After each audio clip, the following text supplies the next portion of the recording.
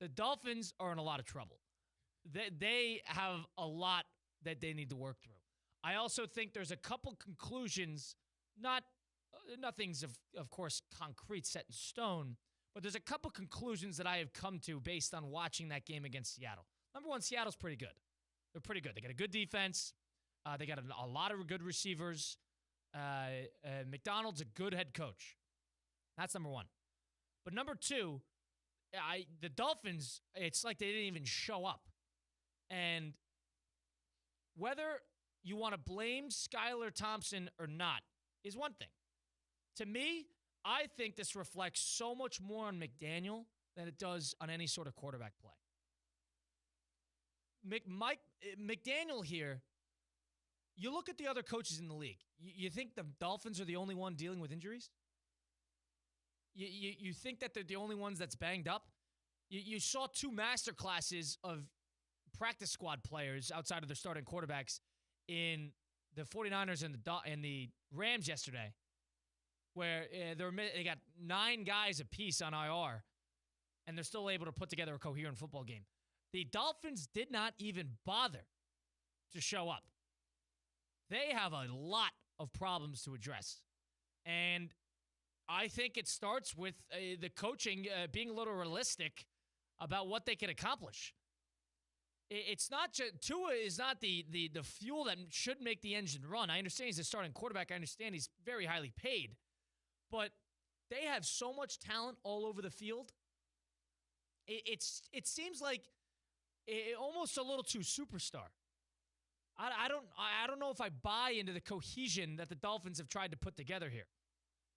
So McDaniel comes out and they roll over and die a couple quarters in. And I know Thompson got hurt, and all of a sudden they're bringing in Tim Boyle, and it's a disaster.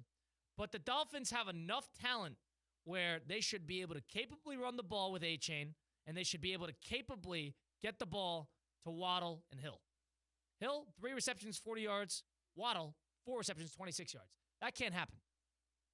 The Seattle defense, I know this is, I think it was the first time in a long time that a defense has held opposing quarterbacks to under 150 yards passing for 3 weeks in a row to start the season.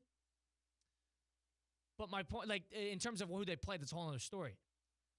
The Dolphins cannot come out with a performance like that. They have a lot of problems. To me, I think this reflects a whole lot on the head coach. You got to be able, with a backup who's been there for a while, you got to be able to reload a little bit capably. And to me, I'm putting less of this on Skylar Thompson and Tim Boyle, and I'm putting a whole lot more of it on how reliant McDaniel is, in a weird way, gimmicks. He's a gimmicky coach. He needs the fluke plays in order to succeed.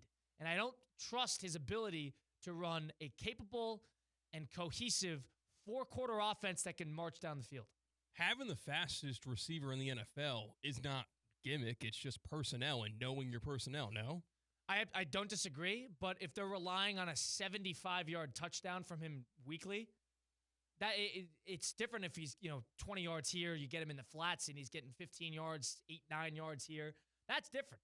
But with Hill, it's almost like the Dolphins cannot succeed unless they have a 80-yard touchdown at some point in time. And whether it's A-Chain, Waddle, or Hill. You hear all the time about coaches counting explosive plays. And my favorite college football team, Penn State, they put so much stock in explosive plays. If everyone's trying to get those explosive plays, why would you not be planning and relying on the explosive plays? I think you're missing my point. I agree. There's a benefit to having explosive plays, but a reliance on explosive plays and basically an inability to move the ball without it. I saw it in the Jacksonville game. Same thing happened. Happened against the Bills. With an inability to move the ball without the explosive play, that's a testament to how not only the roster construction, but how he manages the game. And I think that's a problem. So you're not seeing drives that are mounted from the Dolphins.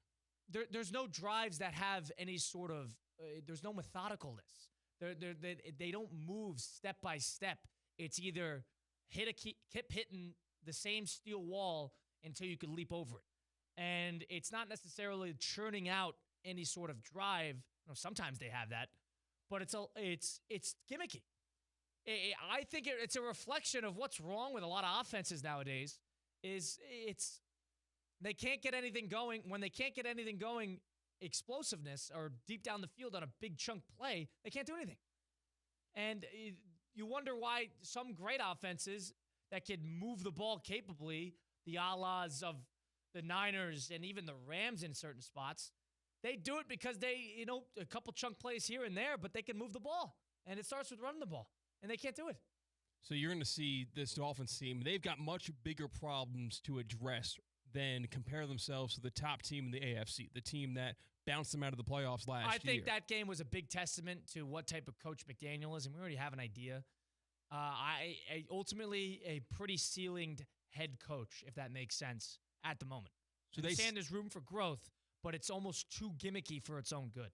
The ability of an offense to play keep away and dominate time possession, they just don't have. And that to me, their run game is their quick screen game. That's their run game.